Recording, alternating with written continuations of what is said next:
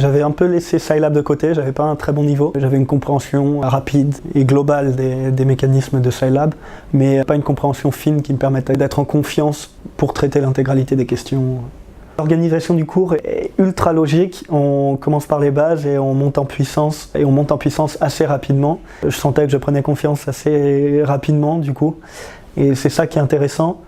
En deuxième année, il y avait déjà cette confiance qui était née autour de Scilab et comment traiter les questions Scilab, etc. Du coup, j'osais plus rentrer dedans, j'osais plus essayer de comprendre les questions.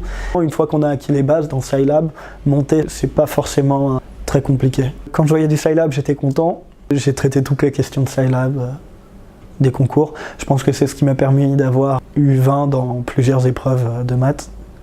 Les épreuves où j'ai eu 20, c'était maths 2, maths HEC et maths EDEC. Et Écrit-Com. C'est vrai que le Scilab permet peut-être de passer d'une bonne note à une très bonne note ou d'une très bonne note à une note excellente qui permet de gagner des places dans les classements. Les stages se font en général par groupe de 2 jusqu'à 6. D'être tout seul, c'est pas forcément utile parce qu'on n'a pas besoin d'un prof sur notre dos H24, mais d'être à plusieurs, ça nous permet de confronter des avis, de confronter des manières d'aborder les problèmes et que l'autre pose des questions auxquelles toi tu penses pas forcément et pourtant ça t'aide et ça te permet d'avoir un petit déclic et c'est aussi ces déclics qui vont permettre de monter en puissance et de prendre confiance. Du coup, moi, le cours, je l'avais retravaillé à partir du livret qu'on m'avait distribué. Livret qui est très pratique, assez fin, avec tout l'essentiel dedans, qui part des bases et qui monte en puissance, avec des exercices qu'on peut, au choix, soit refaire régulièrement, soit faire une seule fois, soit les apprendre carrément. Rien que de relire le livret assez régulièrement permet d'avoir un niveau en Scilab qui permet de traiter toutes les questions. À l'oral d'HEC, j'ai retrouvé du Scilab. D'ailleurs, j'étais assez paniqué pendant mon oral.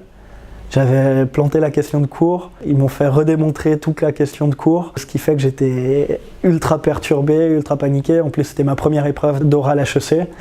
Et la dernière question, c'était une question de Scilab. Ils m'ont demandé si je l'avais fait. J'aurais dit oui, je l'ai recherché dans mes brouillons. Recherché. J'aurais dit, écoutez, je ne la trouve pas. Mais par contre, je peux vous le refaire en live. Et je leur ai refait la question de Scilab en live.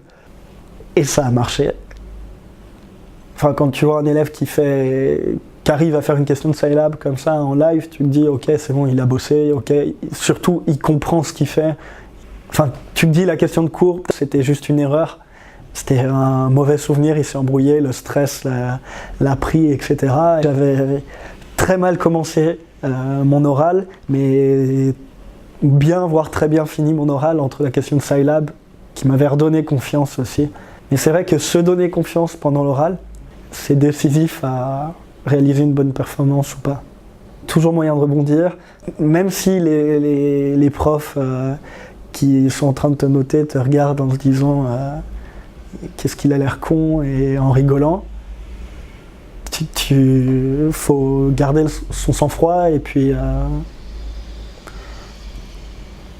chaque moment de l'oral est décisif. À chaque moment de l'oral, on peut se dire ouais, je suis bon, je suis là, je vais y arriver, je tire bon. Et finalement, j'ai eu une note correcte à cet oral de maths alors que je pensais l'avoir complètement planté. Accrochez-vous et reposez-vous et perdez pas la confiance en vous parce que c'est la confiance en vous qui va vous permettre de tout défoncer aux oraux. Et on s'y retrouve l'année prochaine.